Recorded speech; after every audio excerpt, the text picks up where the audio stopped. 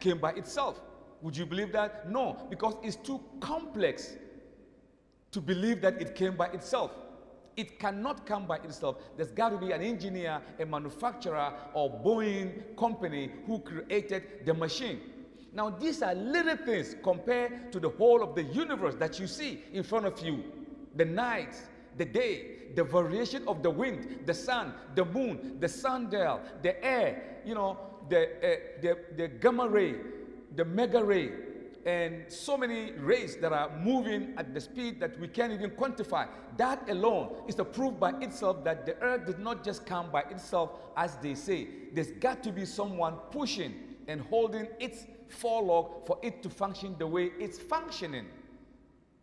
Give you example. The sun is situated 93 million miles exactly, no more, no less. Why 93? If the sun is 93.5 million miles away from the earth, life on earth will be unbearable. You can't live well. And if the sun is a little further than 93 million miles, we would be so very cold that we will freeze. If the sun is 93.800% away from its position, those living in Scandinavia, Sweden, Denmark, Finland, they will sink because the iceberg will be sinking if the sun is a little bit lower than 93%. If the sun is even lower, is even higher, our skin will be cooking because of the closeness of the sun. It takes the sun 8 seconds for its ray to penetrate into so many atmosphere and come to earth. Science or intellectuals are also saying that the earth is the only planet that have all the attributes that makes it possible for human beings to strive. No any other planet have the attribute that the earth has. No planet. As a matter of fact, scientists have never landed on any planet. They only landed on Earth. They never landed on any planet beside the Earth. The moon is not a planet. It is a satellite. The moon is a satellite, 840 million miles away from the Earth. Without the moon, you can glide in the ocean. The ship cannot glide. The fish that are in the ocean cannot glide without the moon. The moon is, the magnetic field of the moon is making it such that the fishes can move and swing along. If the moon is not there, they will be stagnant. They can't move because there will be no push from the gamma ray that is causing it to churn. Clearly, no chance will create that. There's got to be someone that is moving and shaking things for it to exist the way it is existing. That is what Allah said. Inna fi halqis samawat wal ard wa ikhtilafil layl wan nahar la ayatin li ulil albab allazina yazkuruna Allaha qiyaman wa qu'udan wa ala junubihim wa yatafakkaruna fi halqis samawati wal ard rabbana ma khalaqta hadha batila subhanaka faqina azaban nar. Most certainly, in the creation of the heaven and the earth and the alternation of night and day are indeed signs for those who reflect, for those who think, for those who apply logic into things that is happening in front of them. So the atheist is wrong by saying that the purpose of life has no purpose.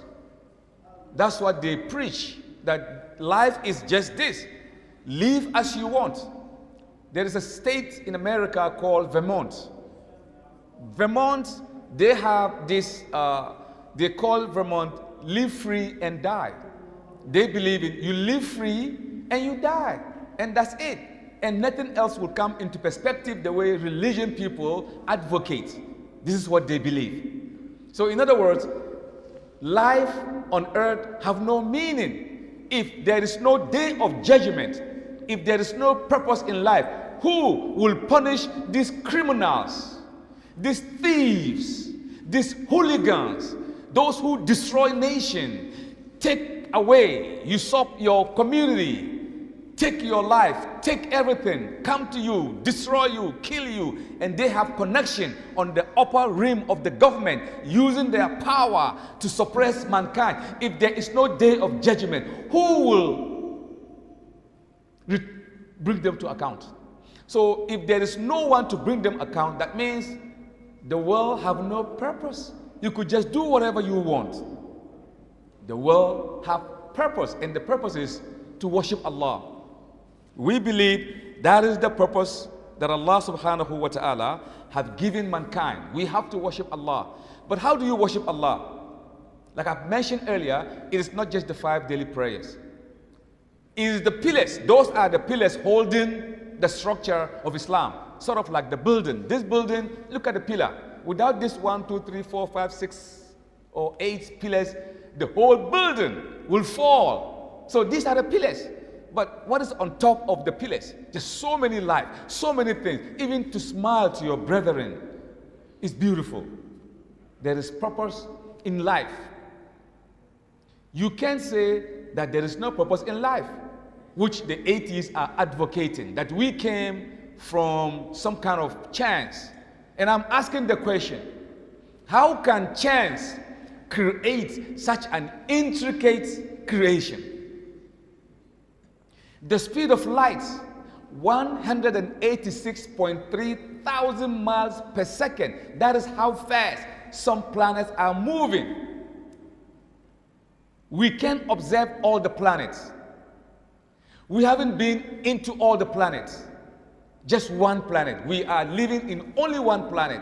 No human being set foot in any other planet except the moon. Yet they say we have 9 planets. The biggest one of them is which? Jupiter. It's huge. It's the biggest of them all.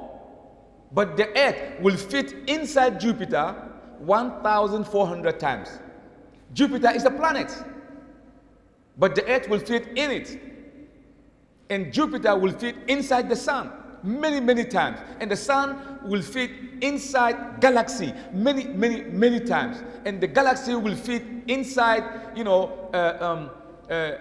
the mega other clusters, which are bigger than the galaxies. Billions and billions and billions times. And all of them are moving at the speed of light, 186.3 thousand miles per second. It's like me going to America and come back 700,000 times in 1 second. How can you go to the United States and come back 700,000 times in 1 second? How can you do that? It is beyond mind thinking. Yet, all these galaxies and quasars and quantums do not crash. They move away swiftly, billions and billions and billions of them. They don't crash. There's got to be a mind behind it. Something is making them not to crash. Something is making them not to crash. There is a purpose in this life. Look at the earth. We are not just standing. The earth is tilted 25.3 degrees. 25.3 degrees, the world is tilted like this. It's not like this. It's tilted. If it is 25.4 degree, according to, cosmologists, life on earth will be horrible. We will not live perfectly on earth. It's going to be chaos. Why is it that the earth balances itself 25.3 degrees? Why? If it's 25.3 degrees, life on earth is perfect.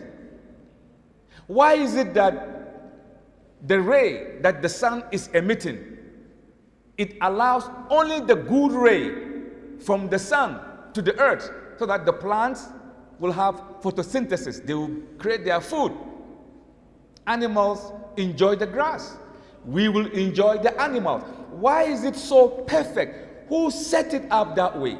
That alone by itself proves that there is a God and there is a purpose of life. We can't just live on earth and do whatever we do. In fact, we have no time. There is no time. Why is it that you and I are still alive? We are still alive because our time is not yet. But you always hear such a person have died. This man is dead. They called you and you see on WhatsApp somebody's died. Inna lillahi wa inna. You hear all this time and you begin to wonder, how about you? The reason why is that your time is not up. Their time is up. It could have been you. The obituary could have been you, but it was him. So you kind of feel that I'm not dying. I mean, I'm still around, you know what I'm saying? I'm just going to keep on going. No, this is going to be a time that you're going to be terminated. So we are here to worship Allah. And the worship is what we are doing. What the prophet of old told us to do. All the messengers, they preach the same thing. When I say the same thing, it means the purpose of life is to believe in Allah and know that there's going to be an accountability day, time that Allah will bring everything into perspective. So whatever you do, you have to measure it with time. The time does not belong to you and I. It belongs to Allah. And when it's time, the time, that means, is up. When the time is up, there is no giving back or there's no going back to make some adjustment in the life that you live. This is it. We have no any other time. All the information is given to you and I in the books, the Torah, the Injil, the Quran, the Suhuf, all the other books. Allah have given us whatever we need. In fact, Allah did not leave us alone. He gave us all these things that I've just mentioned so that our life on earth will be so beautiful. You don't have to say, I don't have no sun, I don't have no food. Does the food belong to you? The mango that you go and grab and you eat, does it belong to you? Where did it come from? The guava that you enjoy, where did it come from? The earth that you walk on. This is stratosphere. The earth that we walk on is called stratosphere. Underneath is ectosphere. That is over 200,000 miles when you go deep. Then we have the mantle crust. Then we have the solid mountain crust. Then we have the soft iron core. Then we have the hard iron core. In the hard iron core is heat. That is what you see the mountain coming out with fire. What do you call that? The volcano. It's coming all the way in the depth of the earth. The hard iron core. So hot, and it spew forth through the mountains. But Allah in His mercy did not allow us to walk on the hard iron core. We walk on the earth. The earth is sort of like a carpet. So we could plant our seed and it will germinate and sprout. And we get the fruit and we enjoy that which Allah have set upon for us too. Allah did not leave us alone in this journey. Allah did not make you a stone. He did not make you a fish or an animal. The number of human beings on earth is what? They say it's close to, 9 billion. But whatever number we have, whatever number the population of mankind on earth is 25 times that of the animals.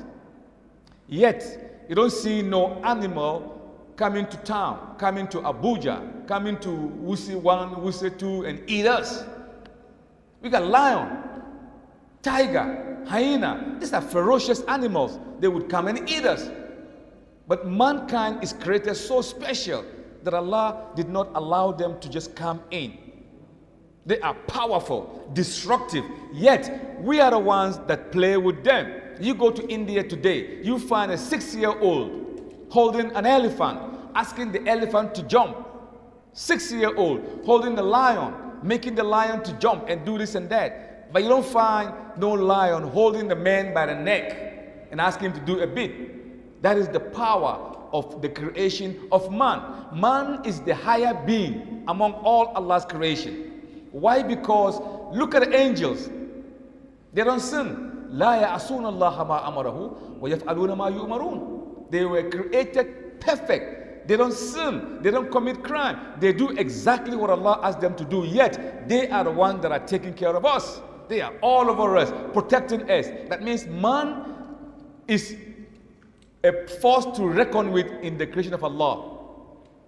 So Allah said in the Quran, وَلَقَدْ كَرَّمْنَا بَنِي آدَمَ وَحَمَّلْنَاهُ فِي الْبَرِّ وَالْبَحْرِ وَرَزَقْنَاهُم مِّنَ الطَّيِّبَاتِ وَفَضَّلْنَاهُمْ عَلَى كَثِيرٍ مِّمَّنْ خَلَقْنَا تَفْضِيلًا. Indeed, Allah is glorifying man. I have indeed created man in the best of mold. I have raised man above all my creation. I protected mankind on land and on sea. In the depth of the ocean, Allah have protected man. You could go in the ocean and plow in deep, get oil, get rubies, and get all this kind of beauty too. That is man.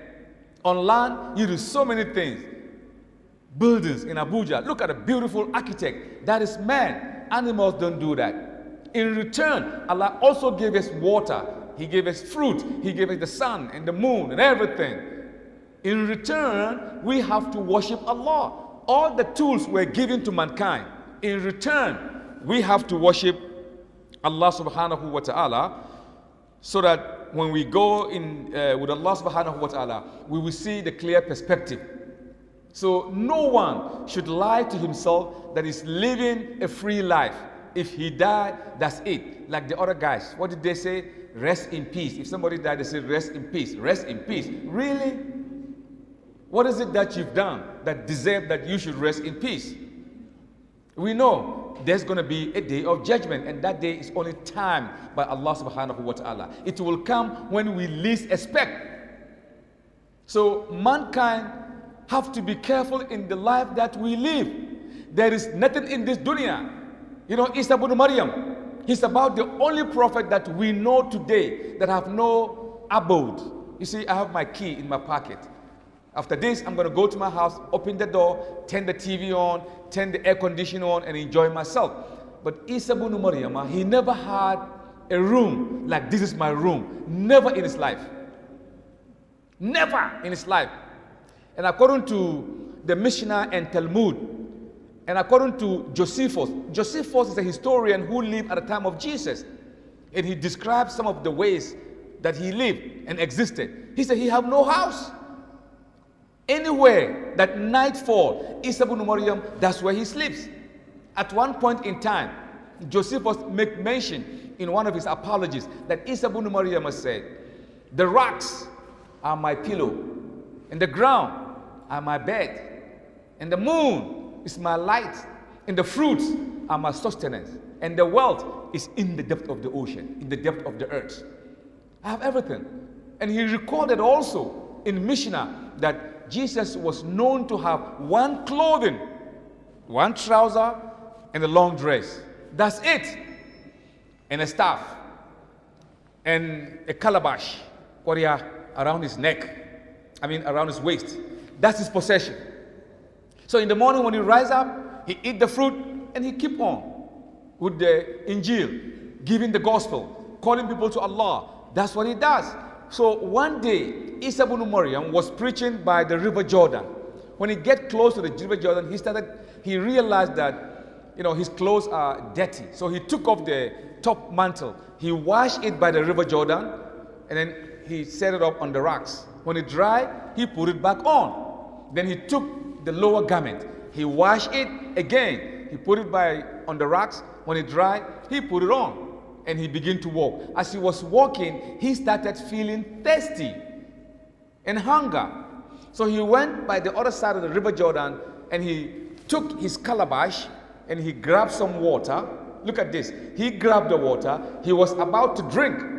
Then he saw an ordinary man at the other side of the river using his hand to collect the water. Isa ibn Maryam, he threw away the calabash and he fell down in prostrating, crying and asking Allah to forgive him. Forgive him what? The calabash. The calabash. Because he was thinking, I'm Isa ibn Maryam. I'm one of the ulul azm, closer to Allah subhanahu wa ta'ala. Yet, I have qadara in this dunya. I have property. Look at this ordinary man with his hand drinking water. Me, I have a calabash, subhanallah. He threw it away. And he fell down in prostration, asking Allah to forgive him for attaching himself in this dunya. Zuhud. They are running away from this dunya. Running away from this dunya. And history in the seerah also mentioned, you know the story. Ibn Khattab, Umar, he came to Muhammad in his presence When he came, it was so hot that the Messenger of Allah sallallahu alaihi wasallam, he kind of leaned back with his clothes up a little bit to his chest and his leg on, the wall. So when Umar entered, he saw everything in Muhammad sallallahu alaihi wasallam's room. He said, Ya Rasulullah, look at your room. It's all sandy. And your staff, and you're safe. Ya Rasulullah, we are on the right track. The Romans, the Byzantians, they're enjoying having beautiful mansion and palace. Can't you pray to Allah to give us sustenance? Right away, the eye of the Rasul turned into red. And he sat down. He said, Umar, are you in doubt on this situation that we are on? Are you in doubt on this situation?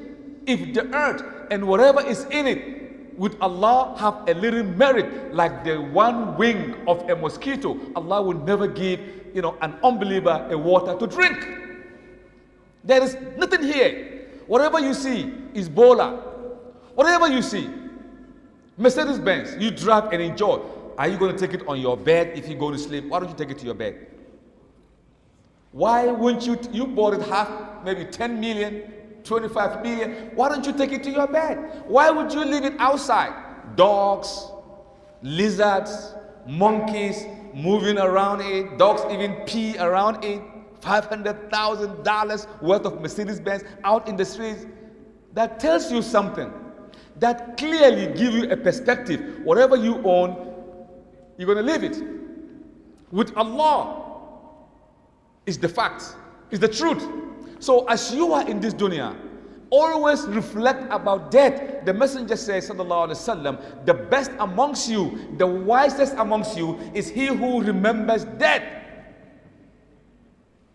You might have a position.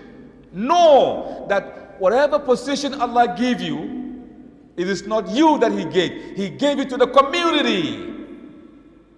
But it gave you as an amana. And Allah will judge upon it. He will look into it. Whatever leadership you have, whoever you are, if Allah lifted you up within your community, know that you have a responsibility. We shouldn't divert this dunya, waste our time indulging in this dunya, in this dunya, in this dunya. I'm not saying don't gather wealth. Without wealth, we're not going to be able to sustain even Islam. We can't even do da'wah. We need money to travel and do da'wah. Yes, but that is not the end of the matter. We use it for goodness. Don't allow yourself to live this dunya amassing without giving. What proof do you have that after you leave this earth, you are terminated? Your children will lift their hand and they will say, Allahumma rabbi irhamhuma kama rabbayani sagira. Do you have guarantee to that? Do you have guarantee? There's no guarantee, even though they are scholars and everything. Some might be even hoping and praying that you go away so they will enjoy themselves. So as you are in this dunya, make sure that you give. Do the best that you can. Clothe the poor. And Imam Ghazali, in one of his books, the abridged version, Ihya Ulumuddin, he said, Allah will not ask you which community are you from, but He will ask you, how do you live with your community? Allah will not ask you, which tribe are you from? But He will ask you, what is the role you play to propel your tribe into believing Allah? Allah will not ask you, which community did you live? Maitama, Asorok. Allah is not going to ask you whether you live in those places. But He's going to ask you, how did you fare with your community? What did you do to uplift their life?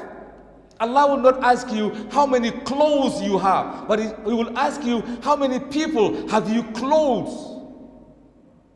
Allah will not look at the beauty of your face like, I know I look handsome and everything. Don't tell me, I know that. You know what I'm saying? But Allah is not going to ask you, He's not going to ask you, but He'll look at the content of your heart.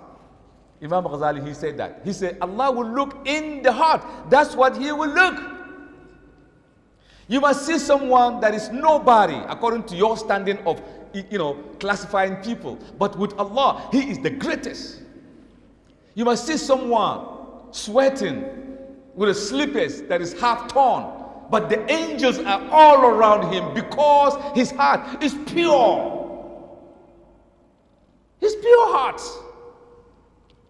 Inna akramakum indallah adqakum. The best amongst you is he who have taqwa, fear of Allah. Not the rich man amongst you. The rich might have taqwa too, yes, but the standard is the heart. That is what Allah balanced the equilibrium of whatever life we live in this dunya. So we have to, just like the Hausa is saying, as you chop the tree, look at the side of your axe. As you chop, you look at it. So don't get satiated, don't get submerged in this dunya. If this dunya is all about looking for wherewithal and enjoy yourself and have all this satiation, I would not have lived this and do da'wah. Because I have so many degrees attached to myself, educating myself. My hand is not cut, my sensory is intact, my legs, I can walk. But I realized that there is something beyond this life that we live. This is a perismal life. This is it's like a smoke. There is nothing. You know Steve Jobs.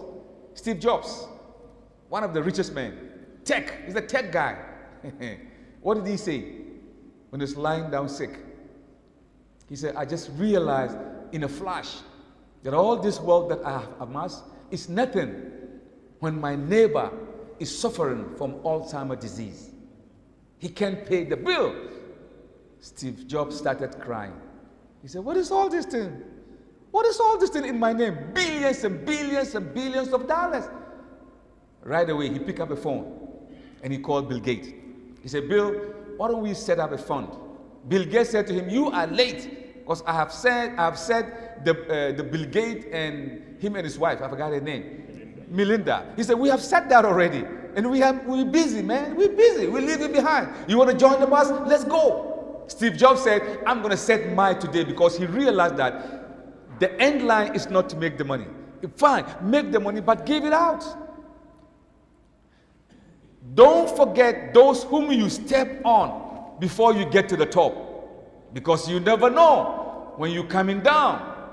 Do good to them. Be nice to them. Let them feel that there is a man amongst them, that if you are not around, they will cry. Let them feel that. If you don't do that, once you go up and the up is not doing right, if you're coming down, man, they're going to drag you down. They're going to kick your butt. So do good to those whom you meet on your way going up, because you never know what will happen to you on your way coming down. That is all the secret. This dunya is a smoke. It's a smoke. We have to understand that Islam is the answer to all the questions that the world is asking. The world is asking big question, the purpose of life. Purpose of life, according to Islam, is to realize that Allah created you and you have to worship Allah subhanahu wa ta'ala. Because nothing exists by itself without any primal mover. We exist because God exists. The fact that we exist is a proof that God exists. If God did not exist, we wouldn't exist, because we couldn't come by ourselves. If we couldn't come by ourselves, that means somebody make us to come. If there is this, somebody might have done that. If there is this, somebody might have done it. Whatever exists at the behest of Allah subhanahu wa ta'ala, in the noble word of kun fayakun.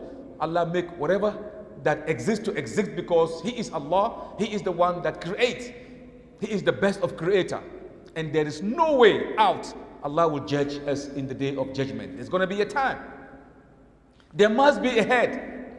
Who is the head of your community, of your house, of your household? The man is the head of the house. Who is the head of the community? Me Ungua or the Sarki Ungua. Who is the head of the state? The governor. Who is the head of the country? The president. Who is the head of ECOWAS? Somebody. Who is the head of United Nations? Somebody. Who is the head of the world? No, it's just equation. It's equation. If you put things together clearly, you will realize that this dunya is but a fleeting dunya. It's like Hollywood. You know Hollywood in America? You see beautiful houses and glamour and gold medals and, you know, the walking areas of the stars and $1 million signing and houses and this and that. That is Hollywood. It's telling you to come. That's the dunya. Come, come. If you come, get it. If you come, get it. Come. That's the dunya. So you keep on pursuing this dunya. At the end, you don't get it. We have millions of people in America that have died. You know, Anthony Bourdain, this guy that traveled all over the world, he eat different food. Anthony Bourdain, he just died 2 years ago.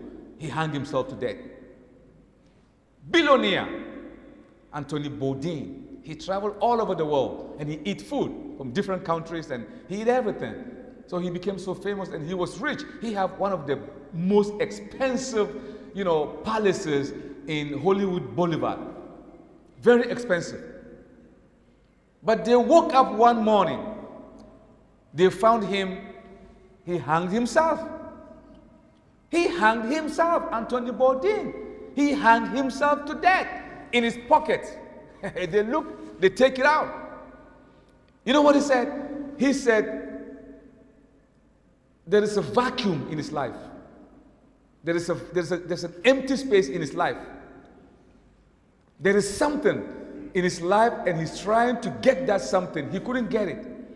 He's missing something in this life. Therefore, the life is not worth living. So he took off his life because there is an empty space. That is the empty space is the fitrah, the natural inborn mechanism that Allah have embedded in each and every human being to realize that Allah exists and is supposed to be worshipped. The way we worship proves that Allah exists. Let's imagine today you go to Sarkin Kano, Sarki Lamido. Imagine you go to him. What would you do? You're going to stand like that and start speaking. You're going to bow down a little bit out of respect. You're not worshiping him, but it's like showing reverence to him. So when you come to pray, you say Allahu Akbar. Why would you go like this? Why would you lift your hand? Why can't you just go Allahu Akbar? There is a wisdom. If you say Allahu Akbar, lifting up your hand, that means you've put everything behind you. Nobody is great but Allah. Your money, your wealth, your position, nothing exists except Allah. So Allahu Akbar, you push everything behind you. Everything, this dunya, and whatever it contains, you push behind you. Allah is the Akbar, He is the greatest. Then you stand to worship Allah. If you stand as a human being, you represent anything that is rooted in the ground. Whatever is rooted, you as a man, you represent and you stand in front of Allah. You say, no, I don't even supposed to stand in front of Allah just like that without no respect. So you bow down. You make ruku. Once you make ruku, you represent all the animals that have four-legged. You become them. You represent them. In other words, you left the human part of you. You've become animal in front of Allah. You are nobody. You say, no. I'm not satisfied. You go all the way down to the ground, identifying your face to the ground, saying, Subhana Rabbiyal A'ala wa bihamdihi. Glory unto you, the Most High. Meanwhile, you are the lowest. You are the lowest in front of Allah, identifying yourself with dust. Because with dust you were created, from it you shall return, and from it, Allah will make, it's three things. With it you are created, from it you will return, and from it Allah will raise you up again. So you are telling Allah that you are a dust. If I say Mr. Ibrahim or Mr. Mohammed or this person is a handsome person, what do you look? You look at his face. You don't look at his legs or his hand. You look at his face to see the handsomeness. If I say this young lady, she's beautiful, you look at the face to see if it is true. So this is the face that make computer, that project whatever we are having in this dunya. You are telling Allah that with all the power of the memories in your computer, over 100 billion, pathways that is connecting and making information technology in your brain, you put it on the ground, in the soil, identifying Allah, that you are the greatest, Ya Allah, and I'm the lowest. That is worship. In Islam, we have the highest and most beautiful form of worship. The world is looking for you and me to give them the identity that caused them to live in this dunya. So therefore, our purpose in this dunya wallahi, is to worship Allah. With Allah is the highest. He who laughed last, laughed the best. One of the person that I'm working with in the prison system, he said, Mr. Mohammed, your religion is too straightforward, man. He said, our religion, he said, Islam is too straightforward, man. I said, what do you mean? He said, well, you know, it's just too straightforward. What he's trying to say is that there is no gray area. I said, yeah, Islam is black and white. It's black and white. وَمَنْ شَاءَ فَلْيُؤْمِنْ وَمَنْ شَاءَ فَلْيَكْفُرْ. With them, they need, you know, a wavering room so they could do their haram thing. And then Islam is too straight. Say, yeah, it's a Sirat al-Mustaqim. This is it. Either you take it or you leave it. La ikraha fi din. I told him there is no compulsion. My job is to present the facts for you, but there is no compulsion at all. And that is the purpose of life. Let them laugh whatever they want to laugh at the Muslims. There's going to be a time that they're going to be biting and chewing and gnawing their tongue, gnawing their fingers, and that will be late. So whatever they say, we agree that we are Muslims, and our purpose is to worship Allah. And worshiping Allah have so many different faces. Do not leave this dunya until you have satisfied yourself. The Messenger ﷺ, he said, even if you die and you get to realize that you are going to heaven, you will still regret. And the regret is, now you've realized that Allah deserves to be worshipped, you would have worshipped it even more. Even though you're going to heaven, but you'll be like, wow, man, I should have done more worshipping Allah. I should have done too much good. Because now you are seeing the haqqul yaqeen. The truth, reality is right in front of you. That's why we're not coming back. Nobody will go and die and then come back and give their stories. You know, it's not going to happen like that. If it happened like that, that means we're going to believe without any faith. So the purpose of life is to worship Allah, the unseen God, as was given in the Quran and all other books. That is the purpose of life. We are Muslims. We submit our will to Allah subhanahu wa ta'ala.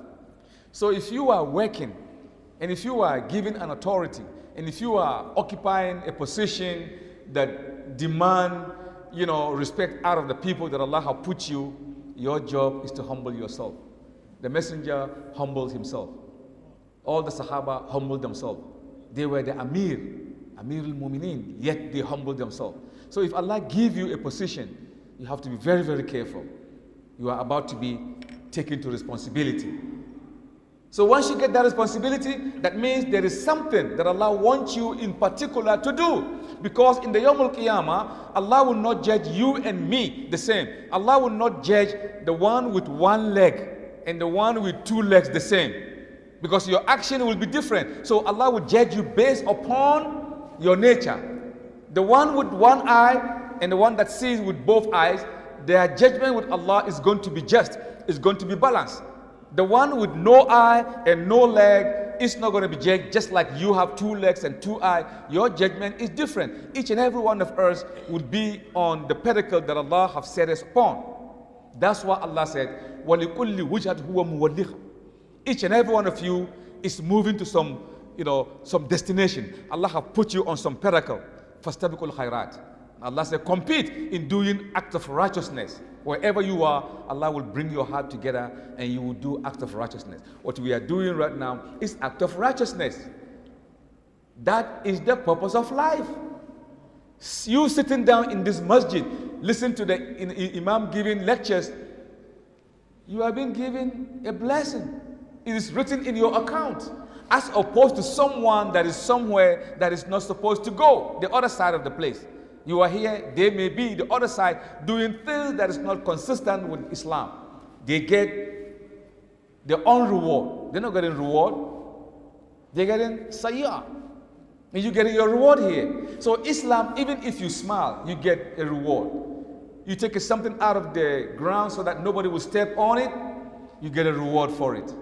You help an old woman to carry her luggage, you get a reward for it. You say salam to your brother, you get a reward for it. So why do you say assalamu alaikum wa rahmatullah? In salat, assalamu alaikum wa rahmatullah. Why did you look here? Assalamu alaikum wa rahmatullah. Why did you look here? What is the wisdom? The wisdom is that if you are in salat, the tashhud, the moment you say assalamu alaikum, you divide yourself, you divide the dunya in two. Those on the right part of you, you are giving them salam.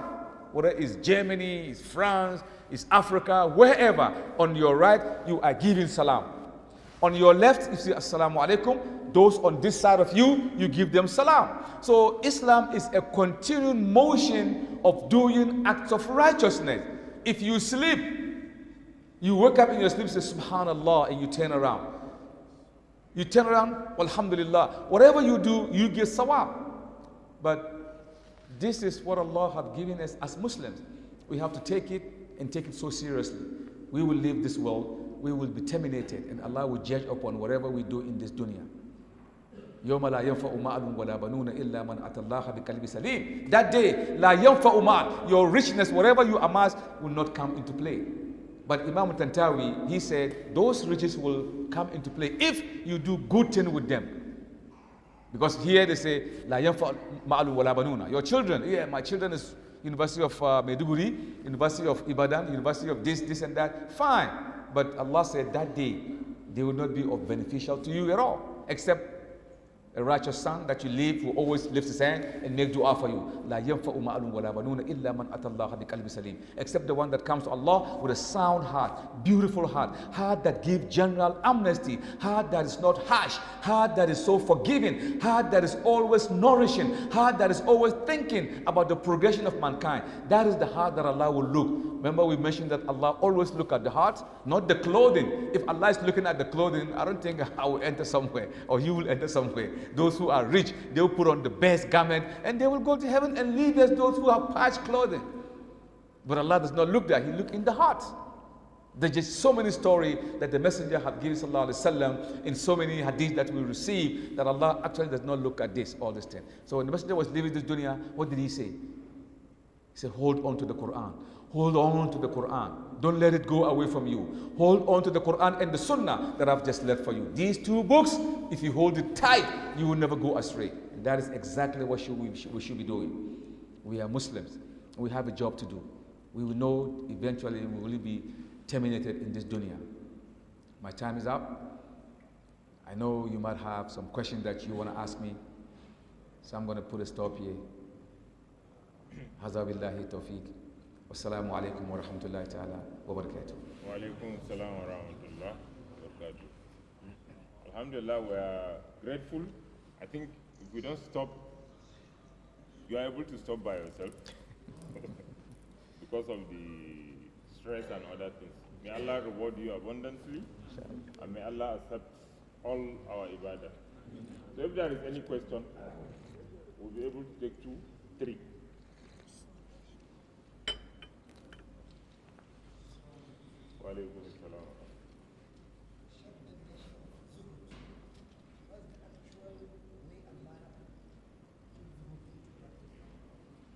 Alhamdulillah Rabbil Alameen. In my talks, I've mentioned, when I was talking about Isa ibn Maryam, I mentioned about the zuhud. It's like to leave this dunya, to leave everything behind this dunya. It don't actually means don't go to work. I don't mean that way. What I'm trying to say, don't attach yourself in this dunya. Don't let it be like there is nothing beside this dunya. Don't let your wealth override you. Don't let your wife that looks so beautiful and glamorous and vociferous and vivacious and scrumptious, don't let her take away you from worshiping Allah subhanahu wa ta'ala. Don't let your position take you away from that which is necessary, that is worshiping Allah subhanahu wa ta'ala. So as you worship Allah in this dunya, as you go along, also look back and realize that whatever you amass, whatever the situation, you will leave this dunya. So you start the zuhud by not attaching yourself in this dunya. We have them in Hollywood, we have them in Nollywood, we have them in Bollywood. They have attacked themselves thinking that this is the dunya, this is it. But when the time comes, what do they say? فَيَقُولُ رَبِّي لَوْلَا أَخَرْتَنِي إِلَىٰ أَجَلٍ قَرِيبٍ فَأَصَدَّقَ وَأَكُونَ مِنَ الصَّالِحِينَ. Oh Allah, this is the reality. Take me back to the dunya for 1 minute. I will do whatever I can. No. So this is the time that you have to start doing the zuhud. Don't attach yourself too much in this dunya. Because whether you like it or not, there's going to be a time that it will terminate away from you, willingly or unwillingly. You know, basically that's what I mean, inshallah.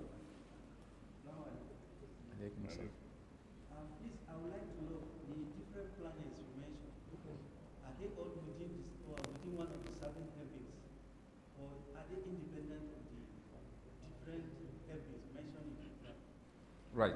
Okay, the question he was asking is that I've mentioned that there's just so many planets, but we live on Earth. And Earth is just one of the 9 planets within our solar system. Solar system is the 9 planets with the sun in the center. The sun's gravity is the one that pulls them. If the sun stops, we will all begin to fall. The whole planet will begin to fall. We are moving on our axis by virtue of the radiation released by the energy of the sun. And Earth is just one planet. Jupiter is another planet, but we can't live on Jupiter because it's a gaseous planet. It has no atmosphere. You can't live on Jupiter. Earth have all the attributes that we can live upon. They are not in the same, cauldron. They are different. The lowest one maybe is the Earth. Then we have Neptune, we have Venus, we have Mars, and we have other planets. There are so many different, there's so much different. We have Mars, the red planet, and then we have Saturn. They are all different, and their dimension is different. They are on different planes. Some of the planets don't even see the other planet. Some are giant. Some can swallow everything. They are massive, and they don't belong in one, first, second, third heaven. They have completely enmasked the whole celestial, not in one place. They are on different plane because our planet we are in solar system. There is another planet called the galaxy. Galaxy are 100 billion other solar system making one galaxy. The nearest galaxy to the other galaxy is 5.3 light years away. You can't measure this on Earth. The distance between one galaxy to another galaxy is 5.3 light years away. And a light year is 100 okay, I forgot the number. Million miles away. That is, you can't even think. That's why Allah said, وَمَا قَدَّرَ اللَّهُ حَقَّ قَدَرِهِ وَمَا قَدَّرَ اللَّهُ حَقَّ قَدَرِهِ. You can't quantify Allah in His creation. You can't. If you look at Allah, وَمَا قَدَّرَ اللَّهُ حَقَّ قَدَرِهِ. What Allah deserves to be eulogized, you can't, because you don't know Allah. Then Allah said, look, وَالْأَرْض جَمِيعًا قَبْلَتُهُ يَوْمَ الْقِيَامَةِ. Then He said, وَالسَّمَاوَاتِ مَطْوِيَّاتٌ بِيَمِينِهِ. Not yamin wa shimal. بِيَمِينِهِ subhanahu wa ta'ala amma yushrikun. Allah is glorifying Himself. That you can't quantify Him. No matter how much you think you know Allah, وَمَا قَدَّرَ اللَّهُ. He's beyond our conception. You can't quantify Allah. Absolutely not. So the galaxies are different. If I'm doing Islam and science and astronomy, I would have gone deep into details, but suffice it to say, this is just something that I've destroyed. Salam.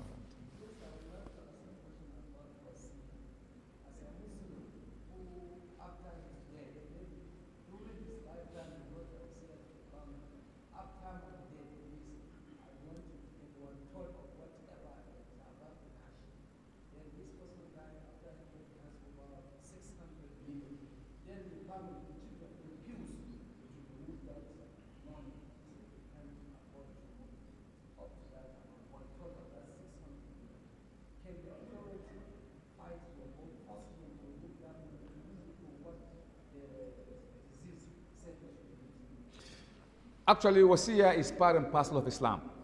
It is something that is being allowed in Islam. 1/3 of your property. Sometimes there are some people that they don't inherit you. They can't inherit you. And you know they've been with you, they've worked with you for quite a long time. And you know if you die, they're not going to get anything. And you realize the service they ventured onto you. So now you have to do wasiya. It is 1/3 of whatever you amass. If it is more than 1/3, Sharia will not allow it. So 1/3 is allowed for you to give away. But in your case, you are saying that someone died, he wrote a wasiya, that certain amount that, I want it to be disbursed to other people because of maybe a service they rendered unto him. But the children who inherited, him are not, making that wasiya to be, they're trying to nullify it. So is there any way that the authority will force the children to, make the wasiya come into play? In other words, can they be forced by the hands of law, Islamic law, because this is Islamic? Can there be any jurisprudence controlling this wasiya that they should be forced to do it?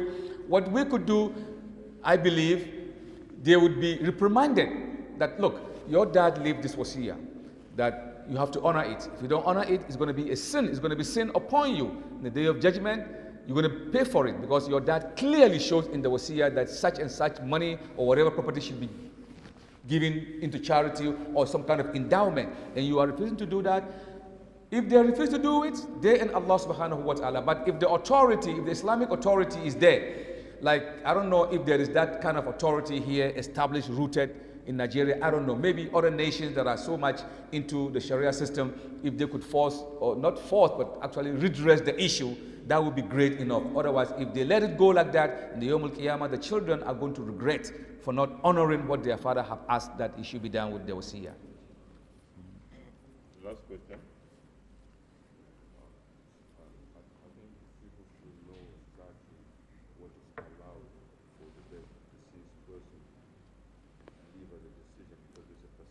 Right. Absolutely. Yeah, that's absolutely is true. I mean, you can't just, okay, I'm wealth, I'm rich, now I want to take maybe half of my wealth and give it away. The Sharia will not allow that. Just the 1/3. It shouldn't exceed that 1/3 that Allah have mentioned, or the Messenger have clarified so much in most of the hadith that it shouldn't exceed that. If it exceeds that, it becomes a problem because there are some who will inherit that amount. It shouldn't be more than that 1/3. And if he said it should be given, it should be given. And if they don't give, they're going to meet Allah subhanahu wa ta'ala and they will account for that in the Yawm al-Qiyamah, inshallah. Assalamu alaikum wa rahmatullah. Please, on behalf of the management of the mosque, we wish to extend our profound gratitude to Sheikh. This lecture is impromptu, just by the way, and we'll see how rich it is. Had it been he's prepared for this lecture, at least we can't even stop him. So, and then secondly, Sheikh has to come all the way from United States yearly to come and visit us. And he left a food for thought for us. Knowledge is very important and vital for our growth as an ummah. We've seen what great scholars have done to the cause of Islam worldwide. If not because of time, I wanted to ask him, which will drag us, is a lecture on its own. Islam without sacrifice